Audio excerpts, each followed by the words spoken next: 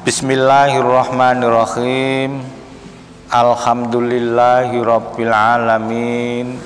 Hamdan naimin, hamdan syakirin. Alhamdulillahilladzi ja'alana minan nasihin wa afhamana min ulumil ulama'i warrasihin. Wassalatu wassalamu ala man nasakha dinahu atyanal kafarata wassolihin wa ala alihi wa ashabihi alladzi kanu yatamassaka syari'atahu sholihin. Amma ba'du. Qala Allah ta'ala fil Qur'anil Karim, yarfa'ul ladzina amanu minkum walladzina utul ilma darajah. Shadaqallahul adzim. Jamaah rahimakumullah. Tidak henti-hentinya marilah kita selalu bersyukur kehadirat Allah Subhanahu wa taala dengan syukur yang mendalam sampai kita hayati lubuk hati kita, sehingga syukur itu benar-benar akan berarti bagi kehidupan kita sehari-hari. Syukur itu akan membawa manfaat kepada kita di dalam menjalankan kebutuhan-kebutuhan kita. Berkali-kali saya sampaikan, kewajiban-kewajiban yang diwajibkan Allah itu pada hakikatnya merupakan kebutuhan manusia itu sendiri. Kalau manusia itu menginginkan untuk hidup abadi kelak di akhirat, bisa untuk mencapai hasanah, bisa mencapai kebahagiaan. Mengapa? Karena manusia itu condongnya menuruti hawa nafsu, sehingga kalah dengan hawa nafsu, maka Allah mewajibkan, belum menyadari kebutuhan itu. Sama kita umpamakan anak kecil, balita, makan minum itu pada hakikatnya kebutuhan anak sendiri. Namun karena belum menyadari, orang tua mewajibkan, sampai-sampai diloloh. Apakah kita sudah hampir pulang ke rahmatullah, umurnya sudah lanjut, masih mau diumpamakan dengan balita, masih menganggap itu kewajiban? Maka kita sadari bersama, pada hakikatnya itu kasih sayang Allah agar manusia tetap kembali kepada asal mulanya fitrah. Wala tamutunna illa wa antum muslimun. Realisasi agar bisa mencapai akhirnya mati dalam keadaan Islam, itu diwajibkan, digiring agar bisa kembali. Lah, untuk itu semuanya itu akan bisa kita hadapi kalau kita menguasai ilmunya. Maka ilmulah sangat berperan dalam kehidupan kita untuk mencapai kebahagiaan dunia dan akhirat. Sampai-sampai Allah pun menjanjikan orang yang mempunyai ilmu akan diberikan derajat, ditingkatkan derajat yang mulia, derajat yang tinggi, sebagaimana firman-Nya yang telah saya bacakan pada pembukaan. Juga diriwayatkan dari Ibnu Abbas radhiyallahu ta'ala anhuma annahu qol lil ulama'i darajatun fauqa darajatil mu'minina. Berapa? Bisibai mi'ati darajah. Dari Ibnu Abbas radhiyallahu anhuma, sesungguhnya beliau berkata, bagi ulama, orang yang punya ilmu itu akan diberikan derajat atau derajatnya melebihi derajat orang mukmin bisa ba'i mi'ati darajah, 700 derajat. Untuk itu kalau kita lihat dari beberapa fadilah disampaikan, yuqalu al-ilmu afdalu min amalin bi khamsati awjahin. Orang yang berilmu atau afdalu, jadi ilmu itu lebih utama daripada ngamal. Ada 5 arah. Al-ula yang pertama adalah al-ilmu bi ghairi amalin yakunu wal amalu bi ghairi amalin la yakunu. Orang yang punya ilmu itu walaupun belum diamalkan, keberadaannya itu tampak.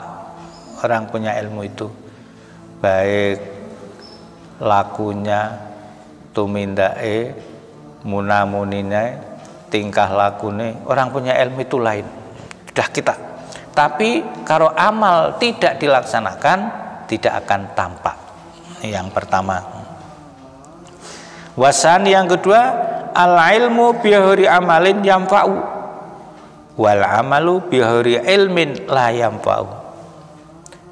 Ilmu itu walaupun belum diamalkan akan membawa manfaat. Punya ilmu demikian, belum mengamalkan, itu tetap akan ada manfaatnya,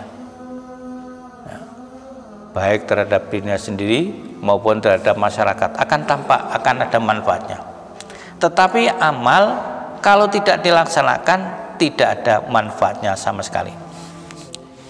Wasales yang ketiga, al-amalu lazimun wal ilmu manur kasirat. Ngamal itu tetap, ngamal itu akan tetap. Tetapi kalau ilmu itu adalah manurun kasirat, memberikan penerang, nur, menerangi, sebagaimana diumpamakan listrik lampu akan menyinari kepada dirinya sendiri dan kepada orang lain. Maka kita enggaknya mengambil iktibar, jangan seperti lilin. Kalau lilin itu bisa menyinari kepada sekitarnya tapi dirinya sendiri rusak. Tapi ambillah ibarat seperti listrik atau mungkin lampu pitromak, dia sendiri tidak atau tetap, tetapi memberikan manfaat kepada sekitarnya, kepada orang lain. Kemudian untuk nomor 4, al-ilmu maqamal anbiya kama qala Rasulullah sallallahu alaihi wasallam, ulama ummati ka anbiya Bani Israil. Ilmu itu adalah menempati makomnya makom para nabi, sebagaimana yang disabdakan Rasul Muhammad sallallahu alaihi wasallam, ulama ummati kambia Bani Israil. Ulama umatku adalah seperti ulama seperti nabinya Bani Israil. Ini pernah terjadi ketika Nabi Musa bertemu dengan Nabi Muhammad SAW. Kapan waktu Isra Mi'raj itu bisa ketemu? Itu terjadi perdebatan yang luar biasa. Pada ringkasnya, Nabi Musa protes kepada Nabi adanya sabda Nabi seperti ini, suruh membuktikan. Pada akhirnya Nabi memanggil muridnya atau ulama Al-Ghazali. Dia berargumen banyak sehingga mengalahkan Nabi Musa. Terus Nabi Musa Maksudnya bisa menjawab pertanyaan Nabi Musa gitulah, bukan mengalahkan.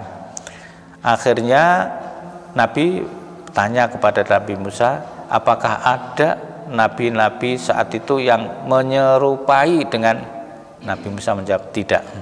Maka ulama Rasul Muhammad, umat Muhammad SAW itu seperti nabinya Bani Israel. Yang kelima, al-ilmu sifatullah wal amalu sifatul ibad. Wa sifatullah afdalu min sifatul ibad. Ilmu itu adalah sifat Allah. Adapun amal itu adalah sifat hamba, makhluk. Sifat Allah lebih utama dibanding dengan sifat hamba. Masih banyak faedah-faedah ilmu.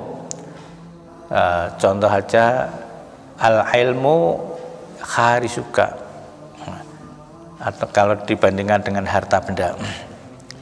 Jamaah rahimakumullah, salah satu bukti suatu saat diceritakan Khukiya anna Nabi sallallahu alaihi wasallam ja'a ila masjidin, ila babi masjidin, faro'a syaiton nginda babi, faqala sallallahu alaihi wasallam, ya iblis ma tasnahuna, faqala syaiton uridu an adkhulal masjid wa afsatu sholata hadzal musalli walakin akhafu man hadzal rajul naim. Qala sallallahu alaihi wasallam, ya iblis lima lam takhafu minal musalla wa huwa fil ibadah wal munajah ma'a rabbih wa takhafu minan naim wa huwa fil ghaflati. Qala syaiton al musalli jahilun wa afsadu asalu walakin naim alimun idza akhwaital musalli afsadat salatahu akhafu mayaqdatahu wa islahu ajalan. Yang artinya diriwayatkan sesungguhnya Nabi SAW saat pergi datang di pintu masjid melihat setan intip di dalam masjid. Rasul bertanya, "Hei iblis, mengapa kamu ada di situ?" Jawabnya, setan menjawab, "Saya akan masuk masjid merusak orang yang sedang melaksanakan sholat, tetapi saya takut kepada seorang laki-laki yang sedang tidur ini." Akhirnya Rasul menjawab, "Mengapa kamu tidak takut kepada orang yang sedang sholat, padahal ia taqarrub munajat kepada Allah, malah takut kepada orang yang tidur, yang sedang lupa?" Jawab setan, "Ya Rasul, orang yang tidur ini adalah orang yang sedang sholat, itu adalah jahil, bodoh. Tetapi orang yang tidur ini orangnya pandai. Saya kalau akan menggoda orang tersebut, kemudian orang yang tidur ini bangun, nanti orang yang alim tadi cepat-cepat untuk membenarkan, menghalangi dalam saya merusak sholat orang tersebut." Nah, ini faedah daripada bukti daripada orang alim, setan pun takut terhadap, sehingga Rasul Shallallahu Alaihi Wasallam bersabda, "Naumul alimi khairun min ibadati jahil." Tidurnya orang yang alim itu lebih baik daripada tidurnya orang yang bodoh. Maka dari itu mari kita bersama untuk benar-benar ilmu itu adalah segala-galanya. Dengan ilmu pangkat derajat akan dapat diperoleh, dengan ilmu kekayaan akan dapat diperoleh, dengan ilmu derajat pun akan diperoleh. Maka Allah mewajibkan melalui sabda Rasul, mencari ilmu itu hukumnya wajib dari kita lahir dari gua garba ibu sampai kita masuk ke liang lahat. Untuk itu yang paling akhir sabda Rasul Muhammad SAW, yang artinya saja. Man arada yaqudul ilma. Kalau kita sudah punya ilmu, agar ilmu kita tetap kita jaga, tetap dapat kita amalkan, enggaknya ayulazima khamsa khisalin. Dia melazimkan, ngajekake mengamalkan 5 macam. Apa 5 macam itu agar ilmu kita bermanfaat, istiqomah di dalam diri kita bisa kita amalkan? Yang pertama adalah sholatul lail. Kulinake sholat malam walau rakaat ini walaupun hanya 2 rakaat. Ini penting. Yang kedua, wasani dawamul wudu. Enggaknya mendawamkan wudu, ngajekake wudu, hadas wudu lagi. Yang ketiga, at-taqwa fisiri wal alaniyah. Enggaknya di mana saja, kapan saja selalu bertakwa kepada Allah.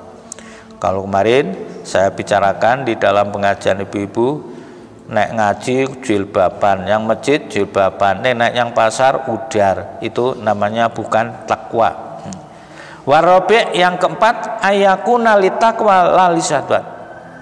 Ayakula litakwa lalisabat. Makan minum itu diniati ibadah takwa kepada Allah. Jangan untuk nuruti hawa nafsu. Pengen sate rono, pengen ini turuti, pengen ini, enggaknya kita dalam rangka untuk takwa kepada Allah. Nah, yang kelima, biasakan asyiwak, selalu bersiwakan. Nah, ini hal-hal yang perlu kita agar ilmu kita bisa tetap istiqomah, bisa tetap berada pada diri kita, dan bisa kita amalkan dengan baik, dan bisa kita tularkan, ya, bisa kita jaga. 5 macam ini sedapat mungkin kita utamakan. Tentunya 5 waktu itu pokok, harus kita perhatikan betul-betul, kita tambah dengan amalan-amalan yang disampaikan oleh Rasul Muhammad SAW. Demikian, kurang lebihnya mohon maaf. Kalau ada benarnya dari Allah Subhanahu wa Ta'ala, kalau ada kekurangan, ya kepicikan, kekurangan saya pribadi. Semoga Allah memberikan ilmu sehingga tidak salah lagi, kurang lagi, kemudian mengampuni kekurangan-kekurangan yang tidak kita sengaja ini. Wallahu muwaffiq ila aqwamit thoriq. Wassalamualaikum warahmatullahi wabarakatuh. A'udzu billahi minasyaitonir rajim. Bismillahirrahmanirrahim. Allahumma sholli ala Muhammad wa ala ali sayyidina Muhammad sayyidil awwalin wal akhirin wa sallim rabballahu tabaraka wa ta'ala kulli sahabati rasul ajmain. Bismillahirrahmanirrahim. Alhamdulillahirabbil alamin, hamdan naimin, hamdan syakirin. Allahumma ighfir lana wa liwalidina warhamhuma kama rabbayana shighara. Allahumma barik lana fi hayatina hadzal yaum barakan manfaatan fid dini wa dunya wal akhirah. Wahdini wahdina wa ahlana ya Allah bihudaka waj'al mimma yusari uridhaka wala tuwallina waliyan siwaka wala taj'al mimman khalafa amroka wasuka wa hasbunallah wa ni'mal wakil ni'mal maula wa ni'mal nasir la haula wala quwata illa billahil aliyyil azim. Allahumma ya Allah ya muqallibal qulub ya muqallibal qulub ya muqallibal qulub tsabbit qulubana wa lana ala dinika wa ta'atik afrih alaihim sabra wa tsabbit aqdamakum wansurhum anil qaumil kafirin. Allahumma nakhtimna wa auladana wa zawjatina wa dzurriyyatina wa ahlana wa jam'iyatina bil khair wa na'udzubika ya Allah waqtimna wa alana bi sa'adah nakhtimna wa alana bi husnil khatimah wa na'udzubika wa lana min su'il khatimah. Rabbana atina fid dunya hasanah wa fil akhirati hasanah wa qina adzabannar wa sallallahu ala sayyidina Muhammadin nabiyil ummi wa ala alihi wa sahbihi wa baraka wa sallam. Alhamdulillahirabbil alamin.